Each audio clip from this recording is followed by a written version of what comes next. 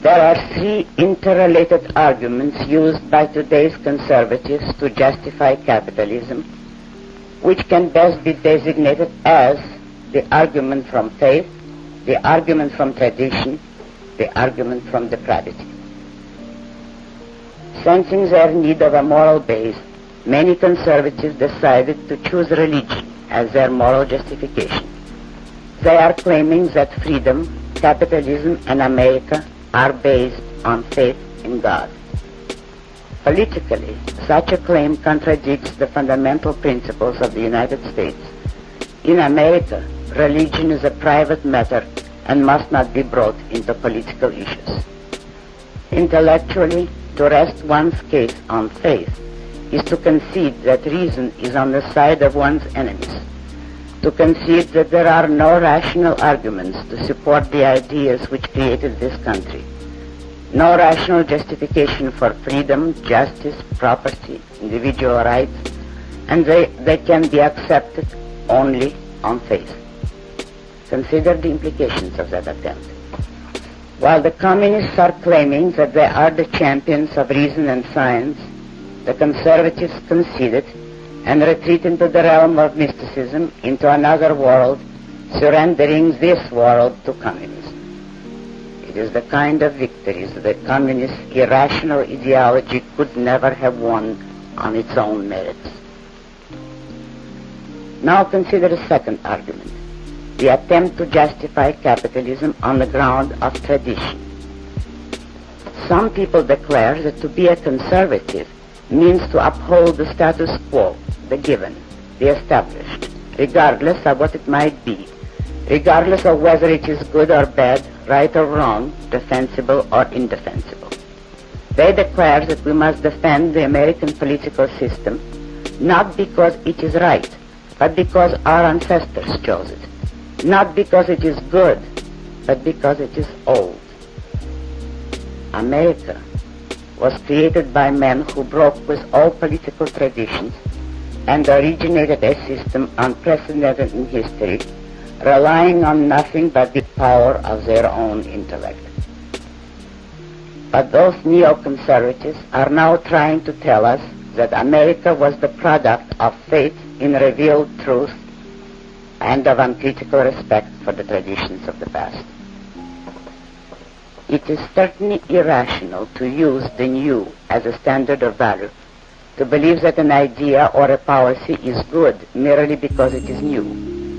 But it is much more preposterously irrational to use the old as a standard of value, to claim that an idea or a policy is good merely because it is ancient. The liberals are constantly asserting that they represent the future, that they are new, progressive, forward-looking, etc. And they denounce the conservatives as old-fashioned representatives of a dead past. The conservatives conceded and thus helped the liberals to propagate one of today's most grotesque contradictions. Collectivism and dictatorship, the frozen status society, is offered to us in the name of progress, while capitalism, the only free, dynamic, creative society ever devised, is defended in the name of passivity and stagnation. The plea to preserve tradition as such appeals to the worst elements in men and rejects the best. It appeals to fear, cowardice, conformity, self-doubt, and rejects creativeness, originality, independence, self-reliance. It is an outrageous plea to address to human beings anywhere, but the more outrageous here, in America, the country based on the principle that man must stand on his own feet, live by his own judgment, and move constantly forward as a productive, creative innovator. This leads us to the third and the worst argument of some alleged conservatives, the attempt to defend freedom on the ground of man's depravity. This argument runs as follows.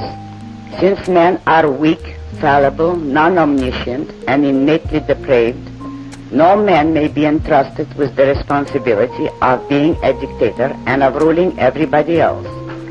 Therefore, A free society is the proper way of life for imperfect creatures. Since men are depraved, they are not good enough for a dictatorship. Freedom is all that they deserve.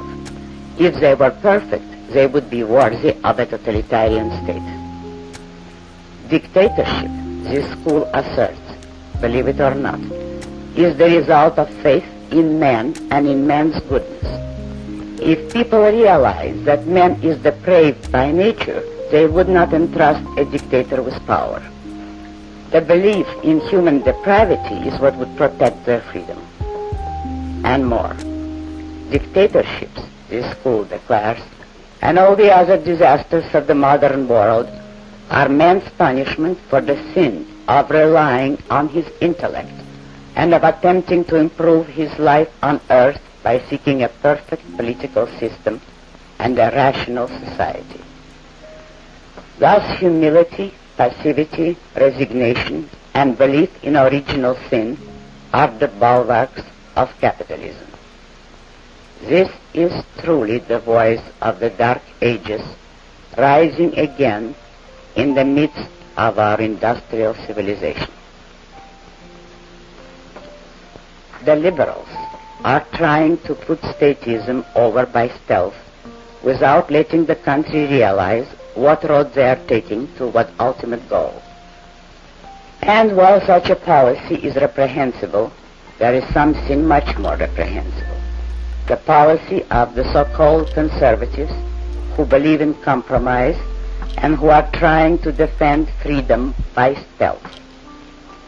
If the liberals are afraid to identify their program by its proper name, if they advocate every specific step, measure, policy, and principle of statism, but squirm and twist themselves into semantic pretzels with such euphemisms as the welfare state, the New Deal, the New Frontier, they still preserve a semblance of logic, if not of morality.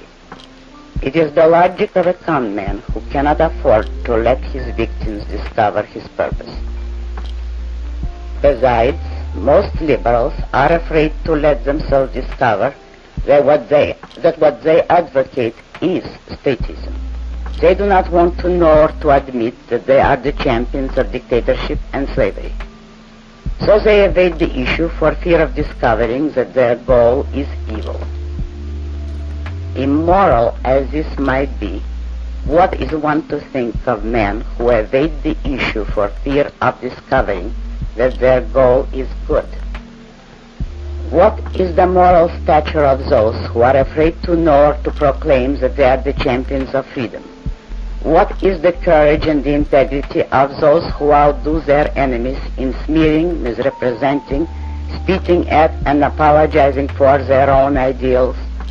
What is the rationality of those who expect to trick people into freedom, cheat them into justice, fool them into progress, con them into preserving their rights, and, while indoctrinating them with statism, put one over on them and let them wake up in a perfect capitalist society some morning?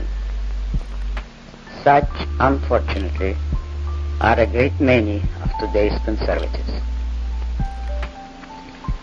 Gentlemen, if you want to save capitalism, there is only one type of argument that you should adopt, the only one that has ever won in any moral issue: the argument from self-esteem.